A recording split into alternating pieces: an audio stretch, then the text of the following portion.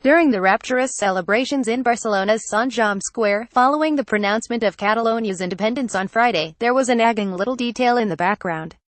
Many demonstrators noticed it, and there were shouts of Fora, Fora, la bandera espanyola, out with the Spanish flag. Indeed, even hours after the birth of the new Catalan Republic, the flag of what was now deemed a foreign country kept flying on top of the presidential palace. Whether this was due to a technical difficulty or an oversight, it looked like a Freudian slip. For those in the square, independence was a long-held dream, but was it now a dream come true, or just a mirage? Judging from their concerned looks, the nationalist leaders seemed aware of the fragility of their project. To secede is not necessarily to succeed. To have sovereignty, you need two things at least: international recognition and control over your territory. Recognition has not been forthcoming, especially from where it matters most. The European Union, in its Brexit mindset, couldn't be less inclined to pander to a region breaking away from a key member state such as Spain. As for control of the territory, the general strike set to begin tomorrow is aimed at giving the new republic at least some semblance of that, but it will be incomplete and temporary. Madrid has invoked Article 155 of the Spanish Constitution, which allows it direct rule over a regional government. But the Spanish state has little presence in the region. Catalonia enjoys the highest possible level of autonomy, and to reassert itself, the central government may have to act forcefully.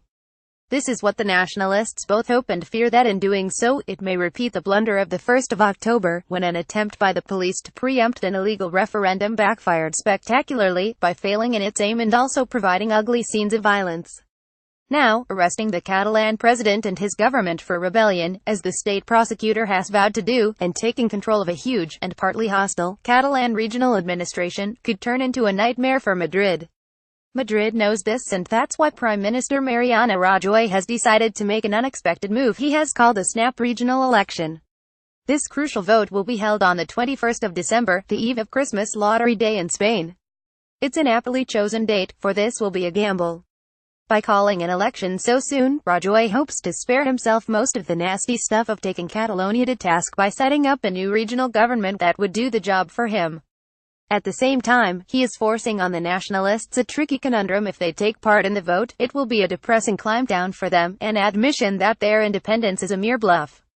At least one nationalist party, the far-left Popular Unity candidacy, will boycott in the vote, which makes a unionist victory more likely, especially with the Catalan administration hemmed in by Madrid.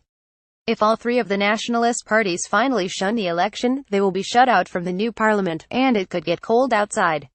Rajoy's is a well-played hand, but perhaps also a bluff that could end in a flop. The nationalists may finally decide not to stand in the election, and, if turnout is low, the new parliament's legitimacy will look precarious. And if the nationalists pick up the gauntlet and present a united list, they could turn the election into an undeclared plebiscite. On independence, this they may win, even if their platform for a sovereign republic will look somewhat redundant and contradictory. Making the election happen at all may prove as difficult as winning it. With just over 50 days to go and neither side in full control, accidents can happen. Violence, hitherto almost completely absent, is unlikely, but not impossible. One good sign is that the Catalan government seems to have decided to leave the Catalan regional police out of the fray, but tensions are inevitable, and they can spiral out of control even if both sides intend to exercise restraint. A lot will depend on luck. Christmas Lottery Day is going to be really dramatic this year. Miguel Ángel Morato is a Spanish writer and journalist.